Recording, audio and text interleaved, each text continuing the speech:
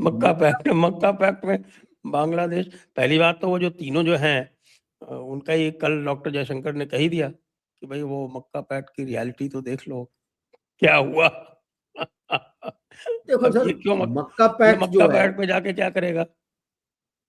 मक्का pact जो भी किया है, सबसे पहले शुरू हुआ था अपने सऊदीज और पाक के बीच में, जिसके बेसिस पे उसने ट्रुप्स वहां पे लाके खड़े करवा दिए हैं अपने।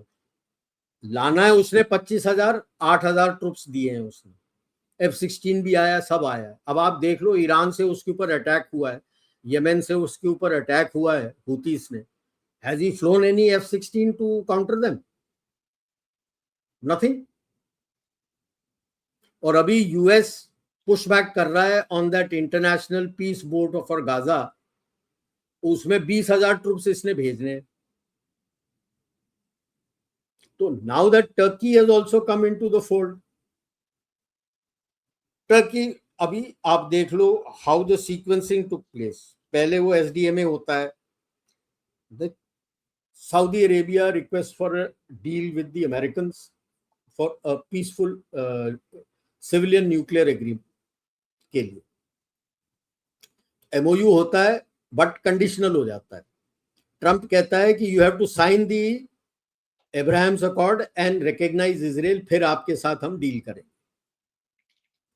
Then you go back to the Islamic bomb, कि सारा फंडिंग जो पाकिस्तान को दिया था इस्लामिक बॉम्ब वहां है।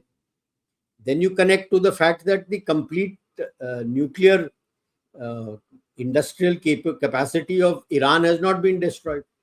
30-40% तो अभी भी बचा हुआ है, तो न्यूक्लियर बॉम्ब बना लेगा। तो I am sure this arrangement and everything is more to put pressure on Pakistan, specially in the eyes of Saudi Arabia, कि मेरे को कोई हथियार मिल जाए उससे। मिसाइल्स तो उसके पास है, चीनियों के मिसाइल्स, तो उसी चीनियों के मिसाइल पे पाकिस्तान ने भी मेट कर रखा है, ये भी मेट करके रख लेगा। टर्की सोचेगा कि मैं पाकिस्तान को हथियार बेचूं, सऊदी अरेबिया मेरे को पैसे दे दे उस हथियार के लिए। सऊदी अरेबिया क्यों पैसे देगा हथियार के लिए?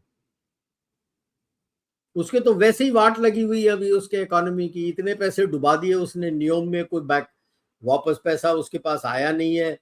उसके बीच में लड़ाई चल गई है, गल्फ से निकल नहीं रहा है, आधे कैपेसिटी वो अपने यानबो पोर्ट रेड सी से निकाल रहा है, हूती वहां पे हमला कर रहे हैं।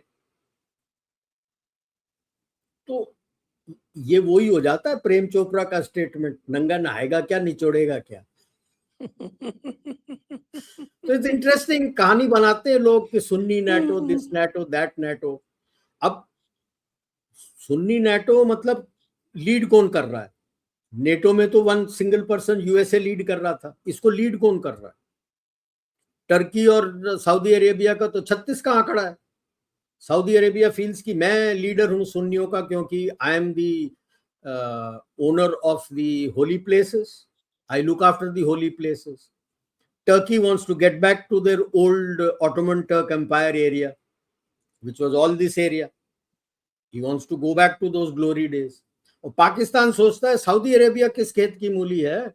जब कोई पंगा हुआ था, लाइक इफ यू रिमेंबर 79, जब वो मॉस्क पे हमला शमला हुआ था, उसके बाद तो उनके पैलेस में प्रोटेक्शन के लिए तो पाकिस्तानी ट्रूप्स गए थे, उनके खुद के ट्रूप्स कहाँ थे भाई? Last the Arabs fought properly was under the Lawrence of Arabia when they fought against the Turks. Yeah, but that was way back. Way back. Full stop. उसके बाद कोई लड़ाई करने की कैपेबिलिटी नहीं है। इतनी खराब कैपेबिलिटी है कि छोटा देश इजराइल तक उनको हरा गया। They have not been able to do anything. तो लड़ने की क्षमता इनमें अभी है नहीं। And the more that they have got money, they have got used to luxurious way of life. अब वो लड़ने वाले हैं नहीं। तो पाकिस्तान सोचता है कि ये तो लड़ने वाला नहीं है, मैं लड़ूंगा तो I should be the boss. और उधर of course Iran is on the other side कि I am we are the followers of the prophet Mohammed family. Jordan अपना लेके खड़ा होगा, हम तो प्रॉफिट मोहम्मद के ट्राइब से है, हैशेमैट ट्राइब से है, वो तो हमारा है, ये सारा तो हमको होना चाहिए। अब बना लीजिए नेटो। जब आपस में 36 का आंकड़ा चल रहा है, आज के से नहीं है, ये तो 60-70 से चला आ रहा है इनका। तो कौन सा नेटो, कैसा नेटो? ईरान से लड़ेंगे? गुर्दे में दम है इनके ईरान से लड़ने के लिए। ईरान जिसने, चलो चाहे ठुकाई हुई हो, यूएस ही ठंडा पड़ गया अब तो। बिल्कुल वही मैं बोल रहा हूं, चाहे ठुकाई हुई हो, यूएस ठंडा पड़ गया है। ये किस खेत की मूली है?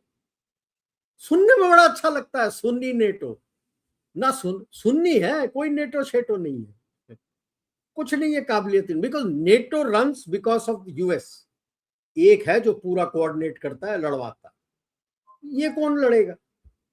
और नेटो भी हम देख रहे हैं, आप भी देख रहे हो, आपने भी चर्चा की हुई है कि वो तो टूटने के कगार में है, क्योंकि यूरोप नहीं सुन रहा अब यूएस की बात कि तुम हमें दाएं बाएं फंसा रहे हो, हमको नहीं चाहिए।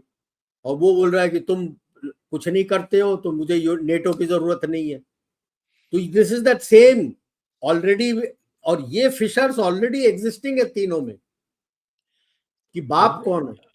नेटो के जो कंट्रीज हैं वो सारे के सारे वो इंडिया के साथ अपनी मैन्युफैक्चरिंग तो सब इधर ही आ कर रहे रहे हैं। हैं। नेटो क्यों?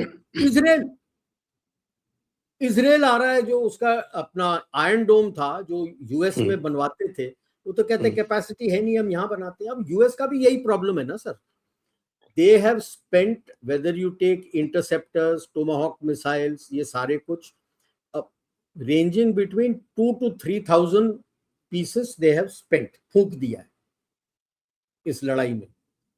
और एनुअल कैपेसिटी इनके फैक्ट्रीज का 150 से 200। How do you make up the shortfall?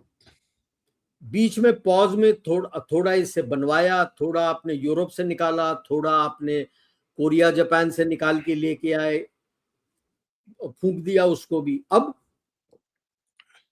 तो ये सिंपल समझने के लिए ये होता है लोगों को कि भाई, जैसे डिफेंस इंडस्ट्री कंपनी है, कोई भी इंडस्ट्री कोई भी है, सब कुछ वो नहीं बनाते। जो नीश टेक्नोलॉजी उनका है, जो वो शेयर नहीं करना चाहते, 10-15% का वो बनता है, 20% ले लो, वो बनता है उस फैक्ट्री में।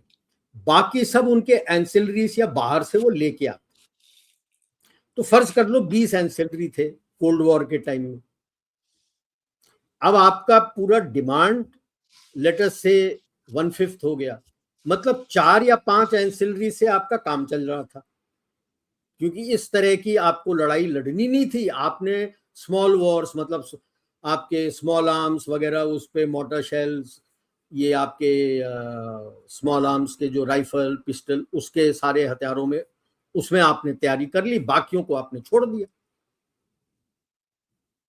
अब वो जो 15-16 एंसिलरीज है, वो तो दुकान बंद करके नहीं करेगा ना, वो करेगा क्या? तो they have reskilled and shifted production to support the civilian market, कि जो कुछ एक्स्ट्रा जो बनाते हैं, ऑटोमोटिव इंडस्ट्री, आपके मेडिकल इंडस्ट्री, जो भी इंडस्ट्री है जिसको चाहिए, उसके लिए अपना स्किलिंग करके वो तो करना शुरू कर दिया। 3 दशक हो गए, 3 से 4 दशक हो गए। अब जैसे वो पिछले महीने वो मैक्रो कह रहा था कि मैं ऑटोमोटिव इंडस्ट्री को कह रहा हूं शिफ्ट टू डिफेंस इंडस्ट्री, तो ऐसी थोड़ी शिफ्ट हो जाता है। वो फ्लोर कौन चलाएगा? बंदे कहाँ ट्रेंड है, मशीन कहाँ ट्रेंड है, कौन चलाएगा? तेरे पास डिजाइन होगा, ऊपर मैनेजर ऊपर होगा, साइंटिस्ट ऊपर होगा डिजाइन लेके, उसको बनाएगा कौन फ्लोर पे? वो स्पेशल टूल्स कहाँ से आएंगे उसके? उसी ऑटोमेटिव टूल में तो नहीं बनेगा ना, उसको नया इक्विपमेंट चाहिए, उसके ऊपर बंदे ट्रेन होने चाहिए, उसका मेंटेनेंस का सिस्टम पूरा आपको पता होना चाहिए, चलाएगा कौन?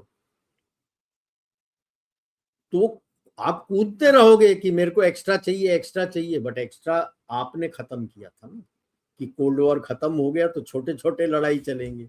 आपने सोचा नहीं था कि इतना बड़ा लड़ाई चल जाएगा। जब छेड़ा भी था, आपने सोचा था 2-4 दिन में, जैसे वेनेजुएला का हुआ था, लीडरशिप को मार दूंगा, घुटने टेक देंगे। अब कोई सिविलाइजेशनल कंट्री होता है ना, वो इतना जल्दी घुटना नहीं टेकता।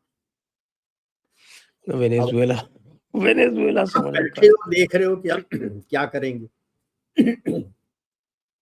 और कुछ समझ नहीं आ रहा अभी उनको करना तो क्या करना। आपके शिप्स में म्यूटनी हो रही है, एयरक्राफ्ट कैरियर्स में, and I am amazed and I am sure this is the problem because Hegseth ने सीनियर ऑफिसर्स को सैक करना शुरू कर दिया था जो उसकी बात नहीं मान रहे थे। Then moral takes a hit. Ditto in China, senior officers को आप इस तरह से टारगेट करके पर्ज करके निकालोगे, मोरल टेक्स ए हिट। अब आप देख लो एयरक्राफ्ट कैरियर है, चलो 5,000 का है बंदा, ठीक है, लॉजिस्टिक्स एग्रीमेंट मेरे साथ किया हुआ है ना भारत के साथ, तो अगर आपके राइस और बाकी खाने के चीज में कम हो रहे हैं, डिमांड क्यों नहीं डाला हमको? हम भेज नहीं देते? लेमोवा के अगेंस्ट तो अब्लाइज थे, हम तो भेज देते आपको खाने पीने का। हाउ कैन यू एक्सपेक्ट कि भाई आधा कप राइस मिलेगा एक बंदे को?